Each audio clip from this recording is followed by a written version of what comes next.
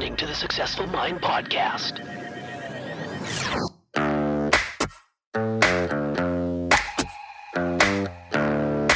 Successful people learn how to make their minds work for them. I'm David Nagel, and this is the Successful Mind Podcast.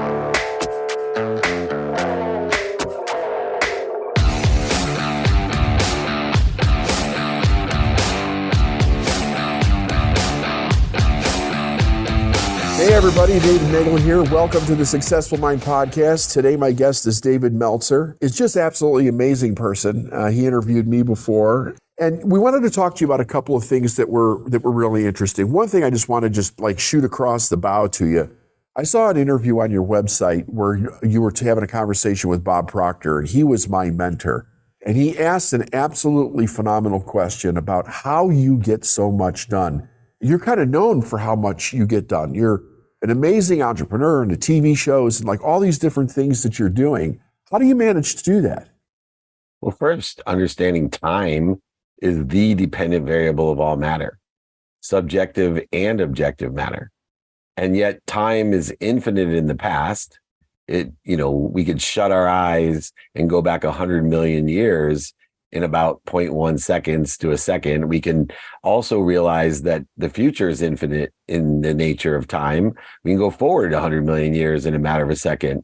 So when we realize the infinite nature of time within the context of the past and the future, and realize that time is the dependent variable of all matter, then we can focus and utilize time where it's meant to be utilized, in the man-made constructed time of today, the 24 hours that limit us.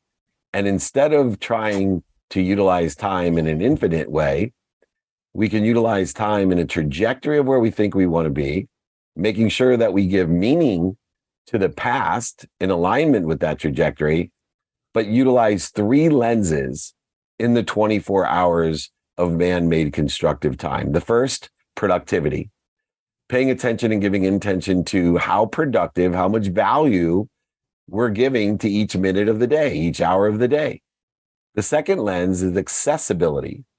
And this has become even a greater value today because accessing information, especially with the auspice of AI and generative AI and other technologies, it's not just accessibility to others and allowing others to access our skills, knowledge, and desire, but more importantly, how are we accessing and receiving what we want in order to effectuate the aggregation, the compounding exponentiality of outcomes and an acceleration towards what we think we want in the future.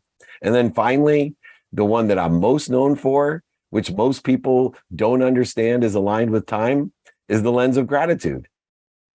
Do you find the light, the love, and the lessons in all that you do, say, think, believe, and feel during the day, in the trajectory of where you think you want to be, and aligned with the meaning of the lessons, the light, and the love of the past? Are you finding the light, the love, and the lessons in the past in order to what? Aggregate that trajectory, compound the exponentiality of the outcomes of your future, and accelerate where you want to be or think you want to be or better.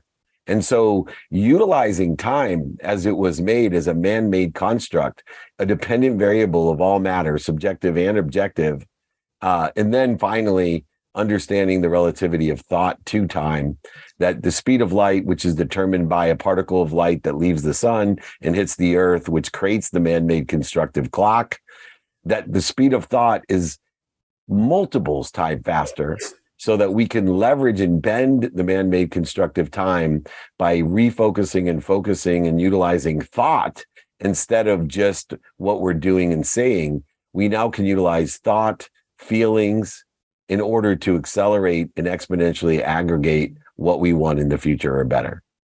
So the way that you're using your thinking in this really shatters the illusion of the 24 hours as being a limitation, because there's no limitation. It's just that we believe that there is because it's 24 hours. And you know what's wild about that? We can see, it's not like we can't see other people like you, other successful people that get amazing amounts of things done in the same amount of time. And some people can't even figure out how to get their bed made in 24 hours, right? Because I don't have time. I don't have time to exercise. I don't have time to make the bed. I don't have time. It's a So matter of it's, prioritization too. When you think about those people that feel overwhelmed or procrastinate, the antidote to feeling overwhelmed and procrastination, which would take care of the GNP exponentially, is if we could just teach people to prioritize by what's important to them, the what, the who, and the how in their day, in a trajectory where they think they want to be in the future. Because you cannot feel overwhelmed or procrastinate if you know what to do now and know what to do next. And that's a matter of prioritization. yeah. Okay, so here's my next question. You've talked about how people shouldn't let their mistakes destroy their credibility. Can you expand on that a bit? Because that seems like there's a lot in that. Yeah, and it twists itself around radical humility and illumination. And most people don't realize that the truth vibrates the fastest, and sooner or later, the truth will always come out. And one of the ultimate truths is that everybody makes mistakes. Everybody is human, and that we actually garner more credibility by illuminating the mistakes that we make that are aligned with other people's mistakes instead of hiding them, because sooner or later the truth comes out. So, for example, I had a client that was indicted for a federal crime, and he would not tell people in his business dealings that he was indicted for a federal crime. And the deals would all fall apart when people found out that he was indicted for a federal crime. And after my coaching and mentoring, I said, you can't hide. And it just reinforced that he should hide it because he kept losing deals. I said, try this one on for size. Start out a meeting by saying, hi, I just want to let you know before we move any further into this engagement of friendship and business, I've been indicted for a federal crime. And if you don't want to move forward, I completely understand. And nobody didn't want to move forward. And all the deals went through because the truth vibrates the fastest, and that everyone makes mistakes. And if you are accountable in 3 realms, hey, I'm responsible and learned this. I attracted it, which is part of Bob Proctor's philosophy, and learned this. And then there's the Dave Meltzer expansion of Bob Proctor, which says, hey, I participated in this perception, and now I don't have that perception, and I learned this. I'm responsible, I attracted it, and I participated in the perception of it. This is what I learned, and I'd love to leverage what I've learned by having a relationship with you personally or professionally. And I hope, as I have forgiven myself for the transgressions and learned from it, that you also forgive me and benefit from the lessons I've learned. It almost seems like if you don't judge yourself for something, you take that energy away from other people, and they don't judge you. That's fantastic. Thank you. And remember, judgment is just an opinion based on what? Ignorance and fear. And so that judgment is always based on ignorance and fear. And so if we can decrease, dissolve, and dissipate the ignorance and fear by illuminating the truth, we now have a better statistical success in all of our aspirations as well as our actions. Cool. How do you recommend someone who has big goals where they can best navigate rejection in order to move past it quickly? So, big goals are a trajectory to me, and I believe in having daily practices in order to effectuate big goals. And so for me, I have humongous goals. I'm trying to empower over 1 billion people to be happy. And I detach my emotions each day in the morning when I say to myself, I want to empower over 1 billion people to be happy.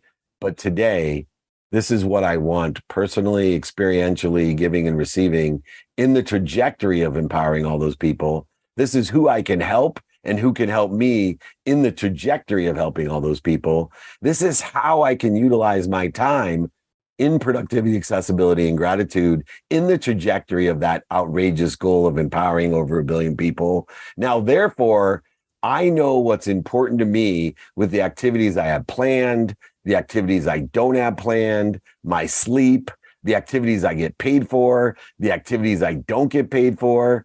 And now I have the framework, the construct to prioritize my day and reprioritize it, because you know what happens when you come up with a well-developed plan, David. God laughs at you. That's So right. you need to know where we have unplanned time so we can reprioritize our day. So instead of searching every day for a why, for the passion, the purpose, and the profitability that we desire, we apply our why towards more passion, more purpose, and more profitability in the trajectory of empowering over 1 billion people to be happy, to make a lot of money, help a lot of people, and have a lot of fun.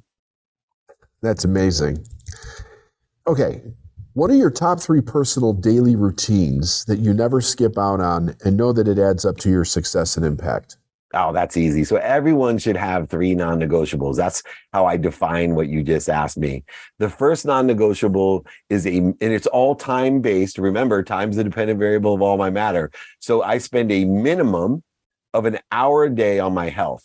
And the reason is if I'm healthy, I get as many wishes as I want every day. And if I'm unhealthy, I only get 1 wish. So my non-negotiable number 1 is health. And I spend a minimum of 1 hour of my 24 hours in a day on my health. The second non-negotiable, family and friends.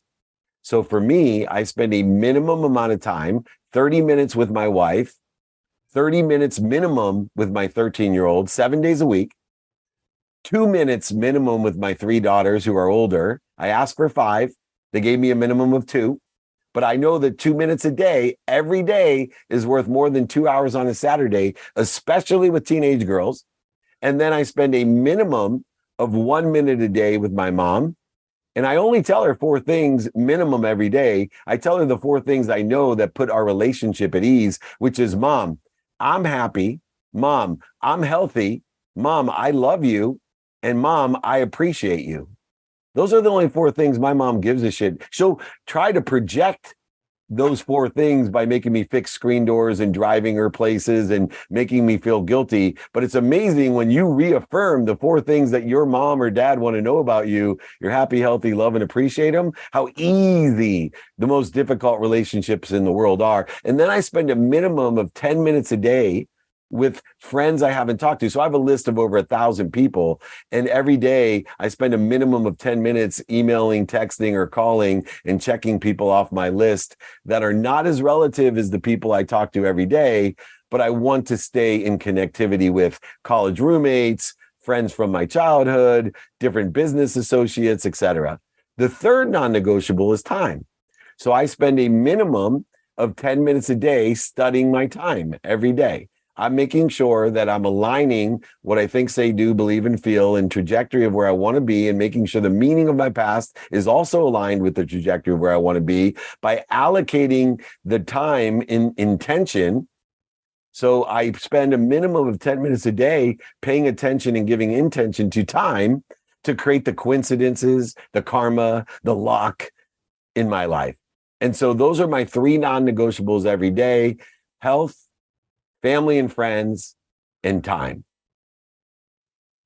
You know, that's I have never heard anybody say that about time before, that they actually spend time on their time. And I thought was really beautiful what you said about your mother. As you were saying that, I was thinking to myself, that's exactly what my mother would want to hear and know, right? But of course, they all have their own ways of trying to get that out of you. All right. What is your take on why people struggle with the idea of asking for help and how it's holding them back from what they want to be? How can they overcome this more quickly? I don't think people understand the relationship between giving, receiving, and witnessing giving and receiving. Most people, they appreciate what they have. So they add value to what they have. They're thankful for what they have. They then acknowledge what they have by giving it away. See, acknowledgement only can occur, to acquire the knowledge of what you have can only occur by not having it anyway. And most people only think the only way we can't have what we have is by giving it away. They don't realize the value of losing it, of having it stolen from them, manipulated, cheated from them. They think somehow that's some sort of non-acknowledgement. It actually has even more lessons included when it's stolen, cheated, lost, etc.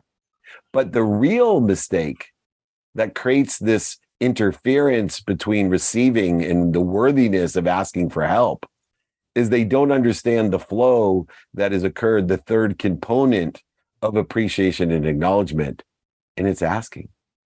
You see, if you appreciate what you have, your vessel expands. If you acknowledge what you have, it then is emptied. And if you don't ask for more, your vessel dissipates, dissolves, and disappears. I see so many beautiful people, including my mom, David, who's 80 years old, and she has appreciated everything she's ever had. She was a second grade teacher who worked 2 jobs, packed the dinner in a paper bag, drove us around into a country squire station wagon, filling up greeting cards at convenience stores, and never asked anyone for help. But she gave away everything to her children, to her second graders, to her community, to the women libbers, to all the things that she was involved with, gave away her health, her wealth, and her happiness for everyone else. And what happened is now she's 80 years old and she never refilled her glass by asking for help.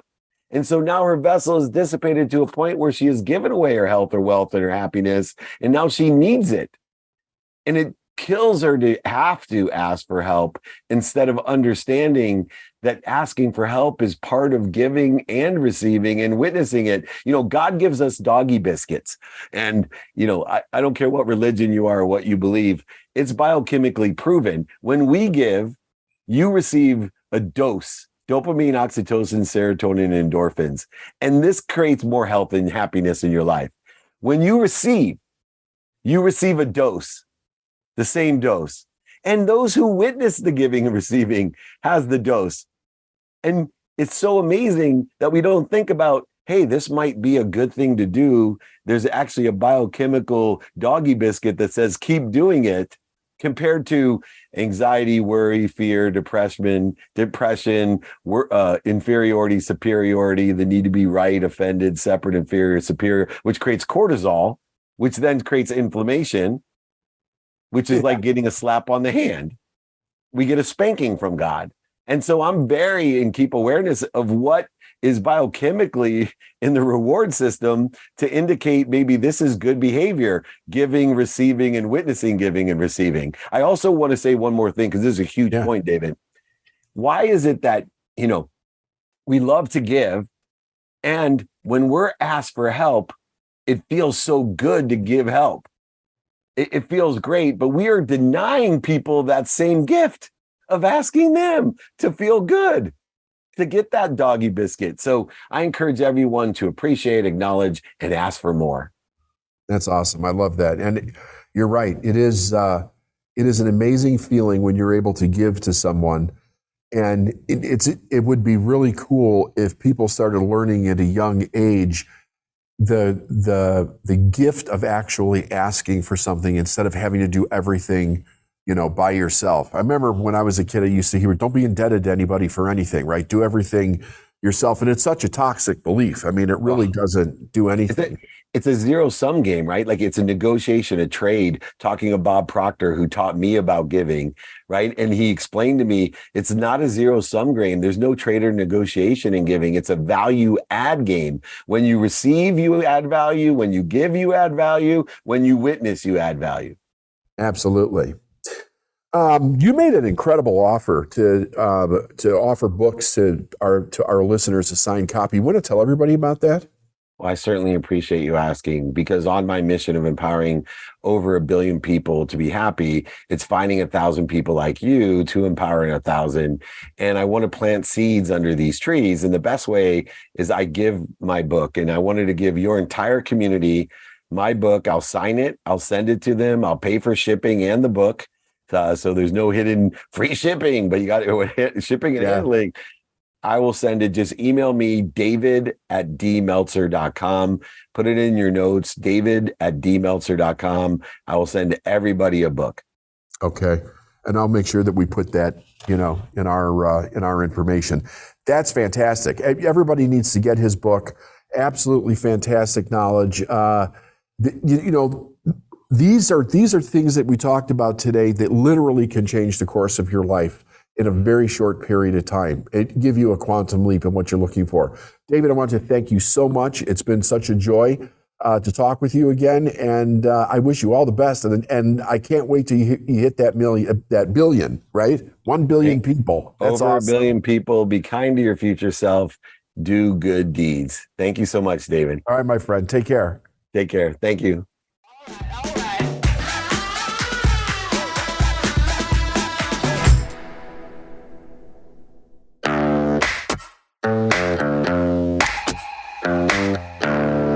Thanks for listening to the Successful Mind Podcast. If you like what you heard and you want to learn more, go to lifeisnowinc.com. I'll see you next week.